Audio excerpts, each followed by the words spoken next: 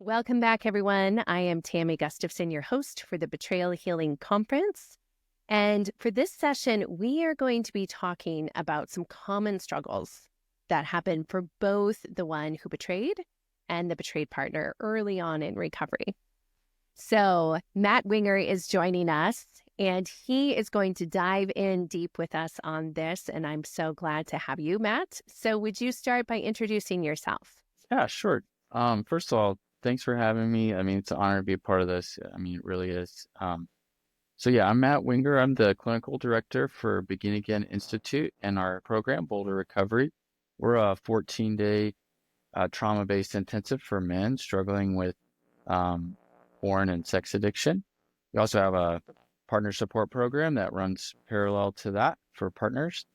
And in that program, I've worked with over 1,000 men and couples in that since 2019. So that's a little bit about me.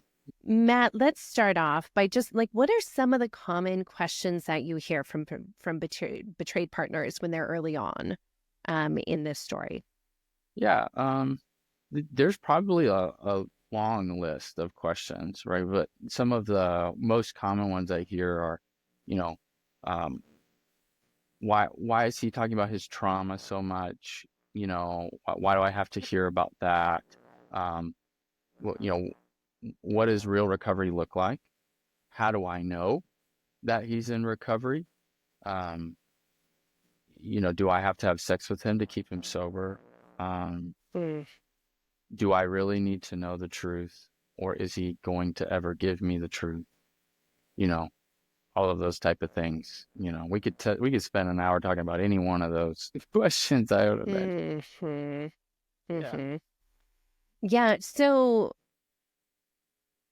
let's lean into that part a little bit, because you're right. There are so many questions. There are a million questions that can come up, right? So if you had a betrayed partner across from you right now, and she was saying, what do I really need to focus on, um and what's the main thing I need to look for to see if my partner is going in the right direction, what would you say? Yeah. Well, I first thing I want to do when I talk to a partner is to validate their internal radar, right? They knew that something was off. They probably knew for a really long time. Now, they couldn't maybe put their finger on it, but there was something within them that was scared or worried or confused is a common one, right? I don't really understand what's going on here, Hmm. right? I keep drawing closer to this person and they keep pulling away. Or um, he's telling me these things and, I'm not sure I believe him. I want to believe him, or I wanted to believe him. Um, Yeah. and that's what I tell partners all the time is like, you were right. Okay, that's that radar that you have for emotional connectivity and connectedness and groundedness was right. Okay, the reason I want to affirm that and validate that is because that radar is how I'm also going to tune in to my addict partner's recovery. Is he connected? Is he grounded? Is he emotionally present? Can he empathize with me? Can he hold my pain? That's all coming back to that same radar system that I have to now feel into and rely on um, to get accurate data as to whether or not this person is really in recovery. I'm not going to listen to what they say. I'm going to watch what they do. But I need to have that validated for me because I, I was gaslit for a really long time and was told that my radar wasn't tuned in and that I was, you know. The other thing I want to tell partners is that you're not a fool. Okay, you were lied to all of the time and about a lot of things. That because that you bought the lie for a while, that doesn't make you stupid, doesn't make you a fool. That makes you compassionate. That makes you someone who loves, who wants to believe the truth. that they want to believe that they're not being betrayed and they're not being hurt and they're not being thrown um, out with the garbage. And so what I tell addicts conversely is that actually you're not as good as a liar as you think.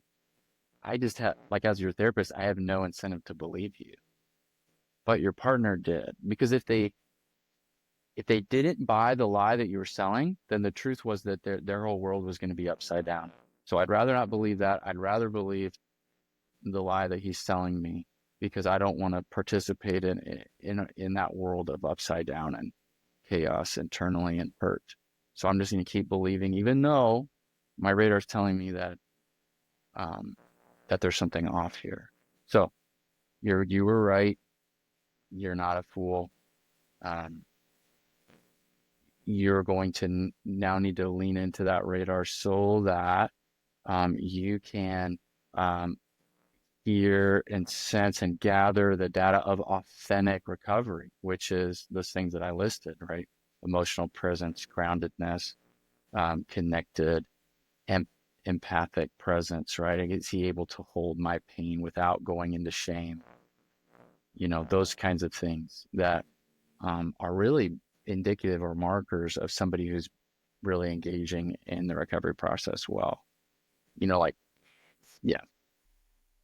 Matt, can you maybe give some examples of what each of kind of those markers that you've listed? Can you give some examples of what that might sound like or look like Oh, yeah, if they're sure. in good recovery?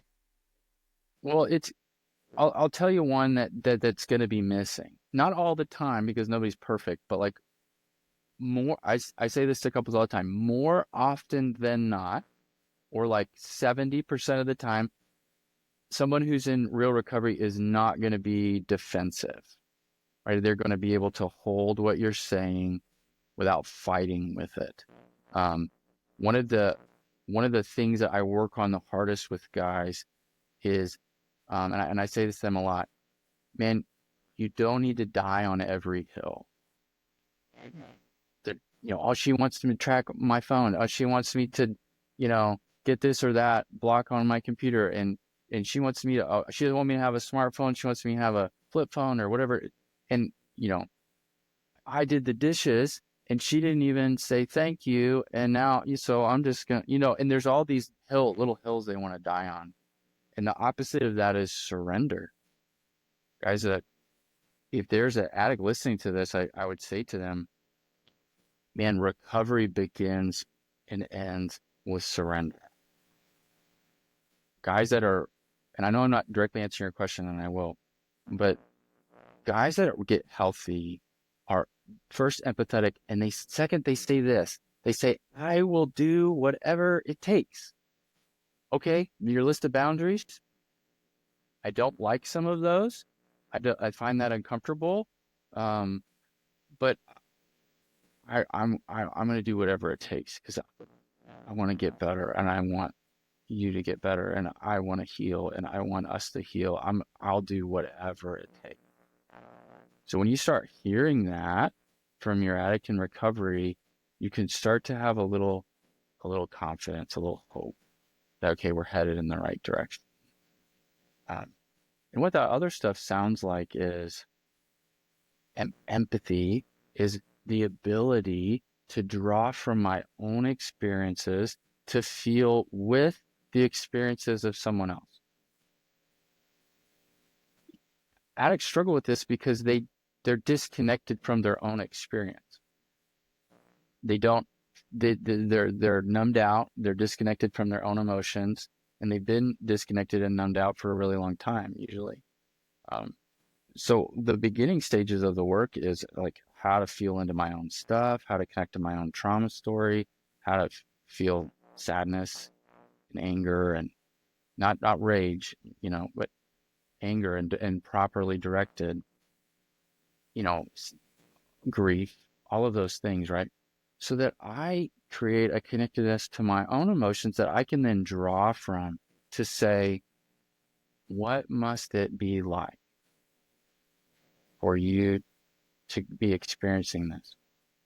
That's empathy. When guys get curious or addicts get curious about other people's experiences, That's empathy, right? What is it? What must that be like? And what's happening internally is, well, I've been through something similar, not exactly, but I've been through something similar to that. I know what it's like to be rejected or hurt or bullied or left out or made to feel like I don't matter. I bet that's maybe what she's feeling or he's feeling, right? So, um, if I'm disconnected from my own story, then I can't do that. And what's really interesting is once addicts get in connection with that, there's all these like connective threads between the experience of childhood trauma and betrayal, right? And they pass on to their partners almost on a one-to-one level, like their own experiences. Like if they were made to feel less than or inadequate, through irony or whatever, or just the trauma of addiction, that gets passed to the partner, and that's what you hear from them. I just feel like I don't matter to him. Like if he was thinking of me, he never would have done this, but he's never thinking about me. Like I don't matter. My feelings don't matter, or I'm not enough. I'm not attractive enough, or I'm not a good enough partner, or whatever it is, right? So empathy is right there. If they can connect with their own story, then they can start to see the way in which they passed on that story to their partner, and empathy's right there. Oh, I think I know what that might be. So to answer your question about what does that stuff look like, empathy looks like curiosity. It looks like connectedness. It looks like courage. Guys don't want to look underneath the rock and like, oh, what was that like when I did that thing to you? They don't want to know the answer to that question, right? It takes courage to answer that question, right? You've probably heard this many times, Tammy, but like, you get 5, 6, 7 years of recovery and things are going really great. And then the partner wakes up one day and they have a flashback of something that happened within the addiction and they need to talk about it. And sometimes the addict's got to show up in that moment and they can't say, oh, I've been sober for 7, 8 years. Like, why is she still bringing this up? Why is talking about, you know, she's sitting at breakfast and she's saying, I had this nightmare last night or I had this flashback. It's just really got me today. And I've had guys say like, I can't believe she's so hot. But guys that are successful, they lean into that and they look underneath the rock and there's a scorpion under there, or a snake or something, right? Like, and they say, that this is stuff that I tell guys all the time. So they like maybe hear me on their shoulder and be like, what must it be like for you? What was that like? And then, what was it like for you to be reminded of that thing that I did? There's so much healing there in that question, and there's so much safety in that question, right? But guys that are defensive and are not curious are not going to be asking that question. Yeah, absolutely. And the ability for a betrayed partner to know that at any point in time she can come back, it's always on the table, and be like, hey, this came up. And if the one who did the betraying, if they can stay humble like you're talking about, whew. So healing. So good. It's so good. So Matt, what about if he's not in good recovery? Like,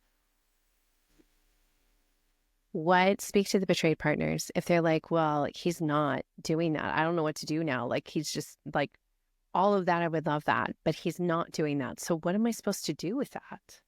Yeah. Well, I think what you'd say there is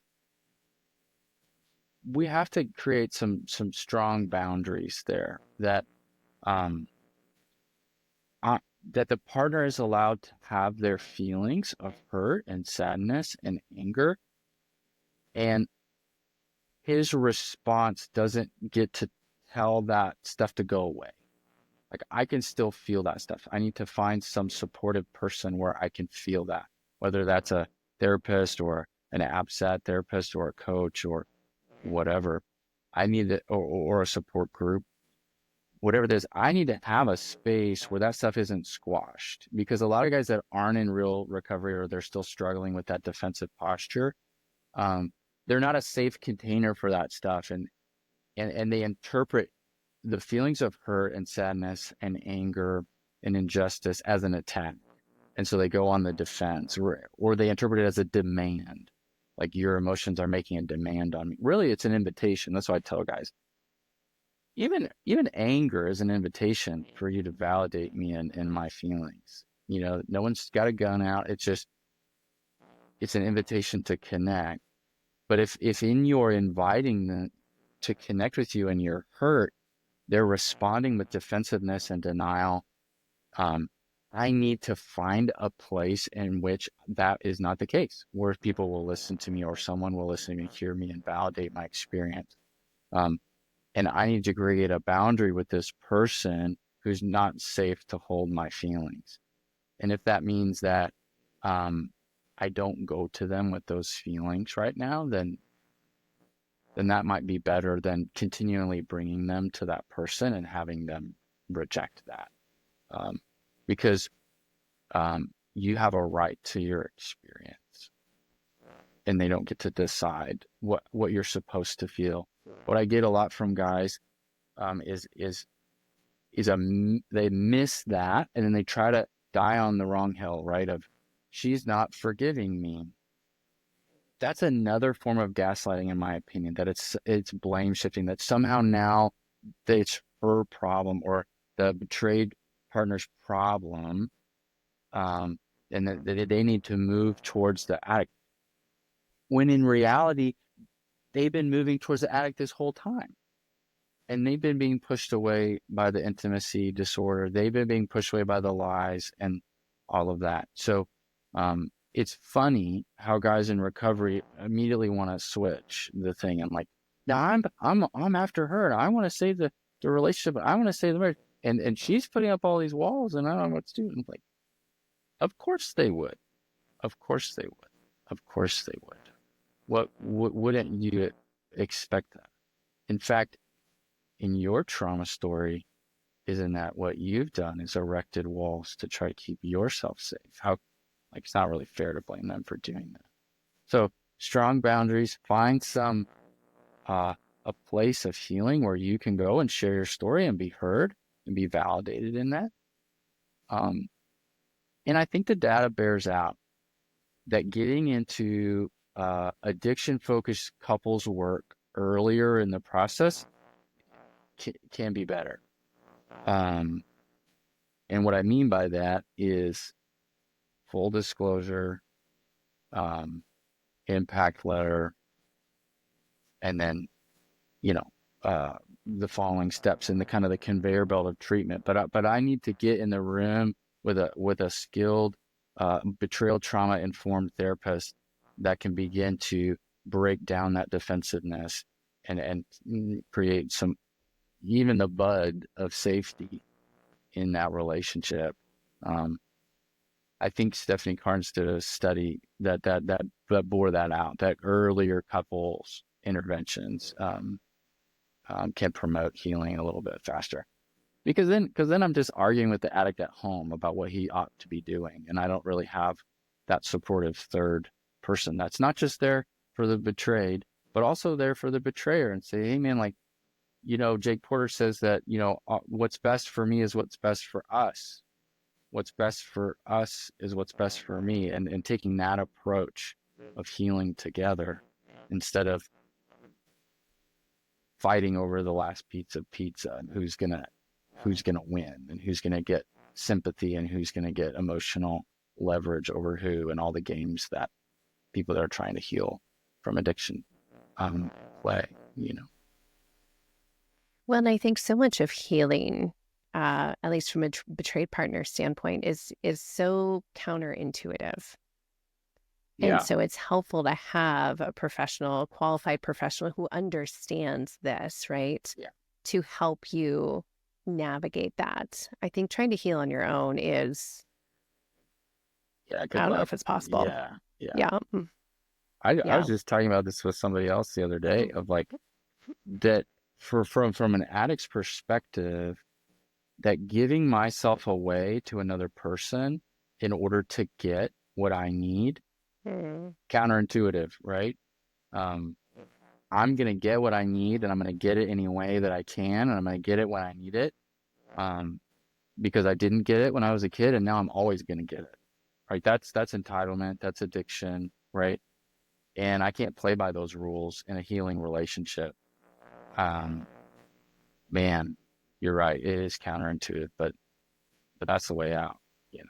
You Absolutely.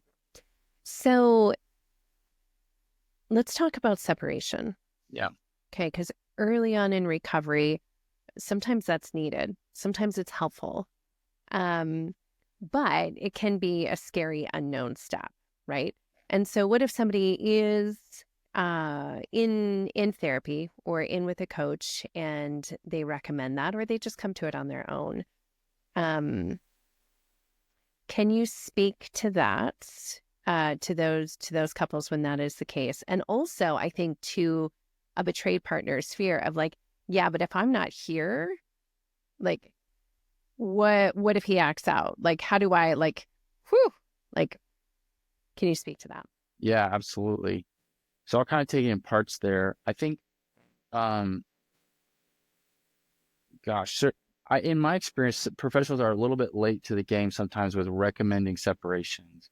We'd much rather like work on the fighting and the triggering that's going on within the relationship in therapy.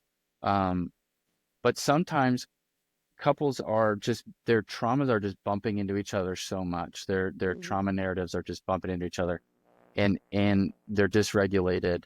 I mean, the partner's dysregulated in their betrayal trauma, and maybe even some past hurt stuff that's coming up around that. And the addict is dysregulated because, um, you know, they have all these stories about how they get their needs met, and that are they're putting on to the relationship. And now that they don't have access to their addiction, like they don't know how to cope with that. So these, when you get a lot of that, and you're not making progress in the couples work, sometimes it's um, a really good intervention, not to um, break down the relationship, but to give your nervous systems a chance to slow down, to regulate, to heal without like all of this. Like if I'm constantly put into fight or flight, it's gonna be really hard for me to connect. My nervous system like could benefit. My fight or flight system, my freeze system could benefit from slowing down and being away from that trigger. And that's right. The addict has become a trigger for the partner. They're the source. It's the double bind, right? They're the source of my deepest pain and the place that I want to run to for comfort. Ugh, right? So like sometimes I gotta get away from that a little bit to let that system calm down and the addict system to calm down, to just allow some healing to take place. We can still interact in therapy. We can still interact in certain structured ways, but taking time apart can be a really great intervention. Not to like stair step into divorce, but to um, create a little bit of calm and structure to the interaction so that we can build in some strong recovery on both sides, right? Recovery from betrayal and groundedness in that betrayal dysregulation, and strong recovery practices that are really hard to get started sometimes when there's a lot of that banging into each other. So that's when I recommend that. And those, I would say that separations need to have structure to them. A lot of separations are just like, we're just not going to be around each other. And like, it's hard for that to have healing sometimes. So I always recommend that separation have structures. There's an acronym that I use called TIGRS, TGRS, which is timeline, goals, rules, and supervision. So I want to have a timeline, not of when we're going to reunify, but like how often we're going to check in about how we're doing, and then we'll make decisions about whether or not this feels safe to come back together, but I'm not going to just separate for 30 days and then just come back. I wanted to have some healing established. So we'll check in every 30 days or we'll check in every 60 days about how we're doing, but not like 30 days and I move back, or 60 days and my U-Haul shows up. Right. Um, so I need a timeline. I need goals. So like, what am I trying to accomplish? And then at those structured points, what am I assessing? Well, I'm assessing whether or not we're meeting our goals. Sobriety is a good goal, you know, groundedness, some book studies, whether or not they're going to meetings, you know, certain quantifiables that you can evaluate at those goals. Rules is really important. Rules are really about how we communicate and when. That's usually what the rules are about, and what we're going to do with the kids, right? So we really need to have some strong rules. A lot of separations break down when people start breaking the rules. Like, I'll give you an example real quick. There's a couple that was in a separation, and they showed up in my office and they said, Matt, this separation isn't working. Like, I don't know what your whole theory is here, but it's not working for us. And I said, oh, well, why is that? And like, well, this therapeutic separation thing is we just keep getting in arguments. And I said, well, why is that? Well, he's staying late at the house. He's supposed to go home after dinner, and he's staying late washing the dishes, which, you know, and I know we're not supposed to drink during dinner when he's there, but like, we've been having some drinks. And then I know he's not supposed to come over unannounced, but he's been coming over to help out or get some things or whatever. And then, you know, I've been drinking and I've been showing up at his house, and, the other day we were both drunk and yelling at each other, and this is just not working. And I said, guys, this is a separation, but it's not therapeutic because you're not following any of the rules. You got to go home after dinner, no drinking, no showing up unannounced. Like, we're breaking all the rules that we made, right? So rules are really important. And then supervision. Don't try to do this on your own. Find a professional that can help guide you through these things and supervise that separation. Now, the fear part of it is real, because if what I like a lot of partners feel like is my vigilance is keeping him sober. My vigilance is keeping me safe. And of course you would believe that, right? Makes total sense. But if he can't be sober outside of my vigilance, then I'm locking myself into a lifetime of a warden, right? A prison guard, and I've got my spotlight, and I'm making sure that he's doing what he's supposed to be doing. You're making sure that she's doing what she's doing, well, whoever the addict partner is. And you're setting yourself up for a lifetime of dysregulation in your nervous system, of like, hypervigilance. And so there's a part of that where, okay, I'm going to give this person a chance, not in isolation, but in solitude, to establish some strong recovery practices. And then, like Jill Manning says, I'm going to just, observe and record data. If he starts acting out and he's not sober and he's not grounded, and it's clear that my vigilance is required to keep him in those places, then that's data for me about what I want to do in this relationship moving forward.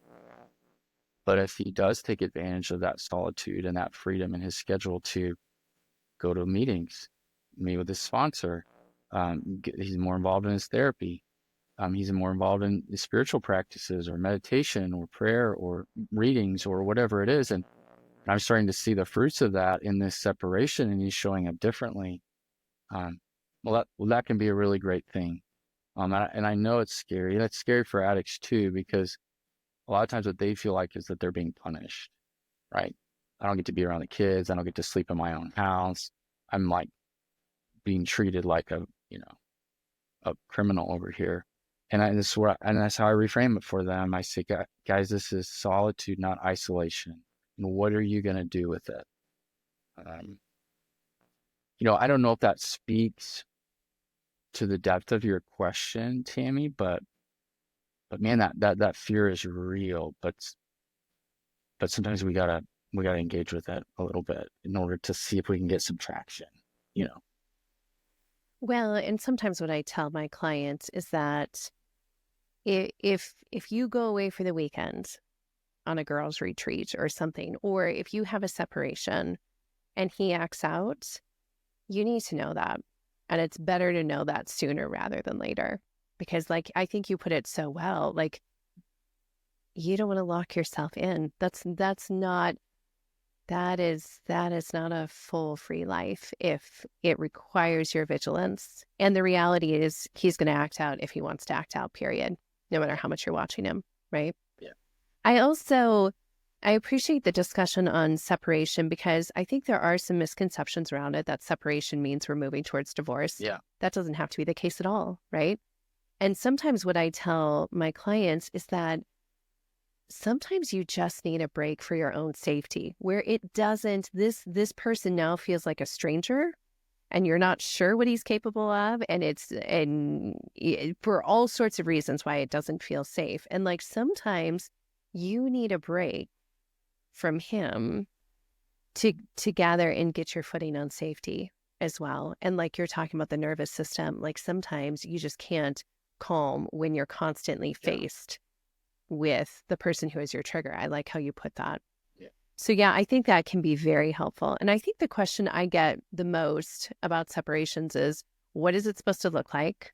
Like if there's supposed to be like, there's not a one way to do it. Yeah. Like I liked how you use the tigers, but it can be very, if you have a lot of kids, he can show up in the morning. You can have the agreement that he shows up in the morning and he gets the kids ready for the school and takes them to school, So it's not like he's out and he's living a free bachelor life and you are at home with the kids doing all the responsibilities. It still might be his responsibility to come mow the yard and snow blow the driveway and all that kind of stuff. So making it what you want. I think that's really important. So Matt, what about the idea of an intensive, like an inpatient program? Because some people do that, some people don't. So, like in your experience, when could it be helpful for him to go off to an inpatient for a while? It's a great question. I was thinking about that when we were talking about the nervous system because in our 2-week kind of intensive program where the addict comes to see us, that's a lot of what I hear from partners is that it's such a relief to the nervous system that he's totally. We see men exclusively in our program, so he's safe. He's not going to act out. He's not going to hurt me, and I don't have to be around him.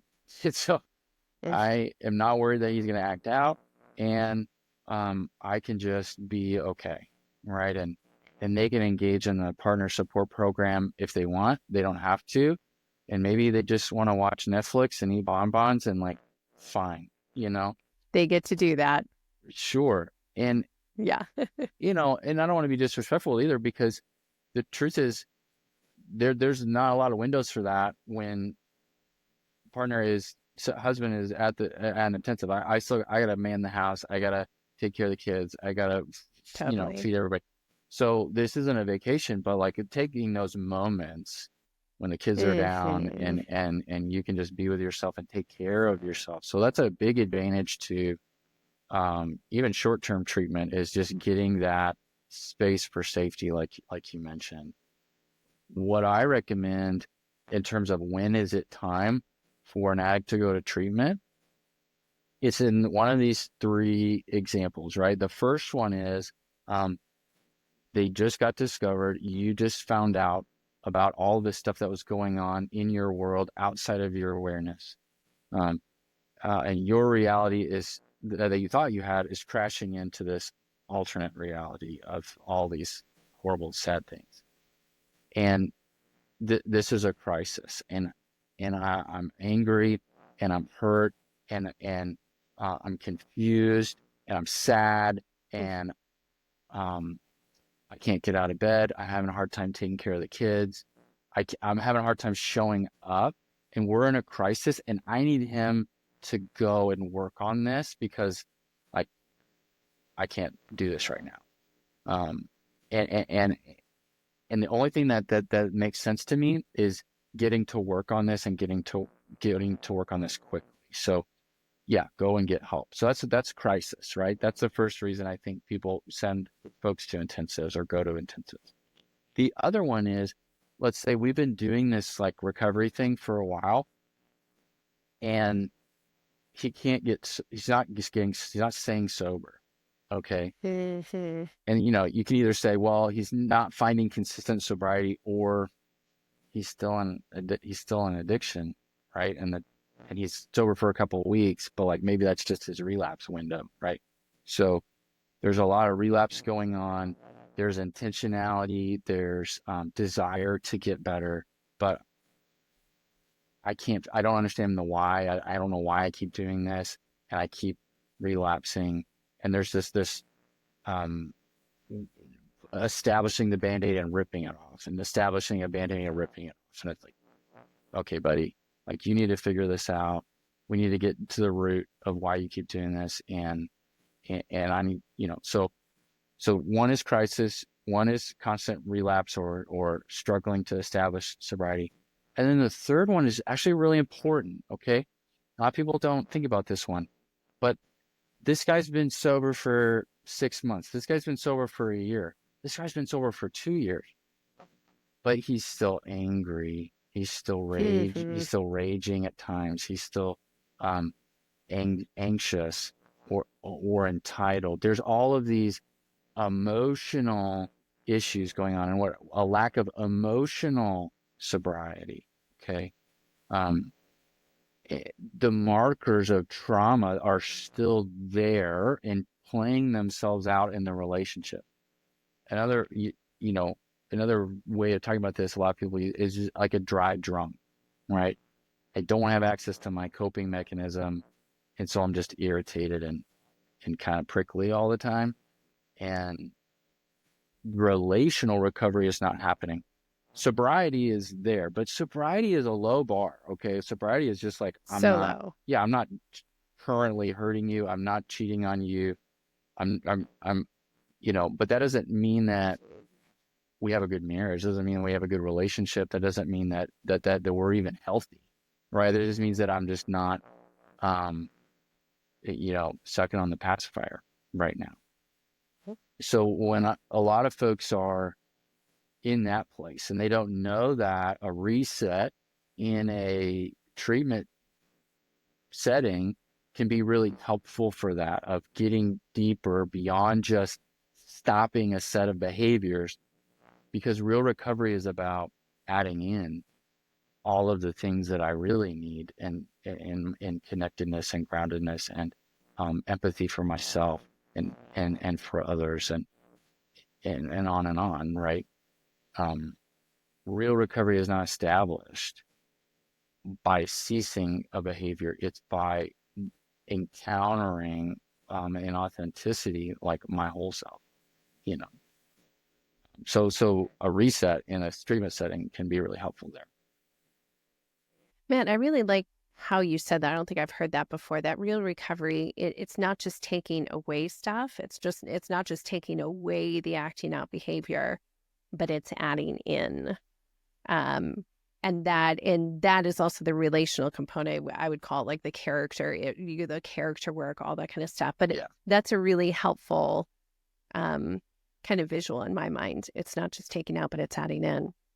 I'm so glad you talked about that third scenario, because this is one that I think gets really hard and really confusing for betrayed partners, because they're like, okay, he's been sober, he's not acting out, but like, but this is still like, it just still feels like I'm getting cut, death by 1,000 cuts. And like, what am I supposed to leave him because he was acting in? I would call it acting in, right? Or because he's like, he's doing X, Y, or Z. And it's like that, it just starts to wear the betrayed partner down and wear them down. And they start to doubt themselves. And they're like, and now who do I talk to? Because they're probably maybe not in a support group anymore because the crisis is over, right?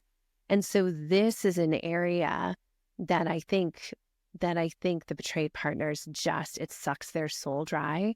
And so I'm so glad that you said that, of going, no, this is a real deal. This is a real deal. And this is not full recovery. And so there's still work that needs to be done, and essentially what you are feeling is valid. Yeah. And so I would encourage men, I would encourage the betrayed partners to be like, no, I'm raising a flag on this. This pattern is still not okay. And you still need to go get help for this, whether that's like your guys' program or therapy or whatnot. Yeah, man, you're so right. Because I think, man, in compassion here, um, partners can sometimes settle for sobriety. Yeah. And this is just what this is just what our marriage is going to be. I'm going to eat off the Mm-hmm. floor in terms of like what he's providing me emotionally, just like the scraps of that. And Mm-hmm. I can't Yeah. complain because he's sober. And if I do Right. protest, then that's what he says to me. What more do you want from me? I'm doing all of these things and I'm sober, and it's just never enough. It's just never enough Tell me for what to you. do. Yeah. Yeah. Golly, gosh, tell me what to do and I'll do it. Like I am so, oof, that drives me nuts because it's Me too. totally missing what they're saying. Like, Yeah. listen, I'm hurting. I'm not, um, I don't want more from you. I want more of you. And Mm. they're missing that. And they're just like, oh, this is a measuring stick that I'm just never measuring, measuring up to. And what they're missing is that what partners are saying, I want more of you. I want more connection to you. Like, I believe that your worth and value is such that I want more of that. And I'm not okay eating off the floor emotionally. And to addicts, man, like you deserve more than that too. Okay. Yes. You deserve more than Yeah. sobriety. That is a sad way to live, such a narrow way to live life. That to open up your experience to be loved and connected and to experience, not just know your worth or value, but to experience it in a renewed relationship, right? Um, so for both folks, you deserve more than that, and don't settle for that. And oh my gosh, addicts, just in recovery, guys, like we just have to listen and get curious rather than defensive. What is it that you what is it that you need from me? And I bet it's not more tasks. It's just Mm-hmm. more presence. It's just listening. It's just being available. It's just validation sometimes of what the And hurt has kindness been. and empathy. Yeah. Yeah. Yeah. And that's not a Mm-hmm. to-do list thing. Like that's a relationship thing. Right. And Yeah. I think addicts are used to transactions within relationships that I do this and then you give me the thing, or you give me the thing and then I do the thing in return. And it's all just like transactional, right? And what I miss in that is um, the freedom to love and be loved um, without keeping score, without trying to, live in resentments and all of that sort of thing. And so their whole freedom to that they don't have access to, and it's sad. Well, and for betrayed partners, it can get really confusing because you're like, I don't know what else I need. And so sometimes it can resort to, well, I need you to listen to more podcasts. I need you to read these books. When at the heart of it, it's not actually that, but I think at the heart, what they're trying to say is, I need that character change. Like, I need that heart change. I need that, what I'm really wanting, although they may not have words for it, is what I'm wanting is kindness. And what I'm wanting is empathy. And what I'm wanting is for you to sit with my pain and sit with my anger. That's what I want. And so for those listening, it's okay to say that. You don't have to figure out how he has to get there. He probably needs to go get help from somebody like Matt, or somebody who understands how to help um, men who are struggling in this area get to that place. So, Matt, any final words of thoughts or just words of encouragement for um, addicts or those struggling with that, or betrayed partners? Yeah. Yeah. I'm so impressed by folks that pursue these kinds of outlets for information, for comfort, for advice, for Mm. healing. So if you're listening to this, like, good on you for continuing to chase this down. You deserve to get better. You deserve to heal. Um, and in the two strongest words that I think that have for addicts, like um, that are most connected to healing: curiosity and compassion. Curiosity and Hmm. compassion. They're so powerful. Get curious and get compassionate, and just watch the healing in your relationship happen. If you don't have access to those things, or you feel like you don't, then bring that to your therapist, or maybe pursue some time away to work on those things and treatment. Mm-hmm. So, Matt, if people want to get a hold of you, if they're interested in working with you or going through your program, how can they do that? How can they reach you? Yeah.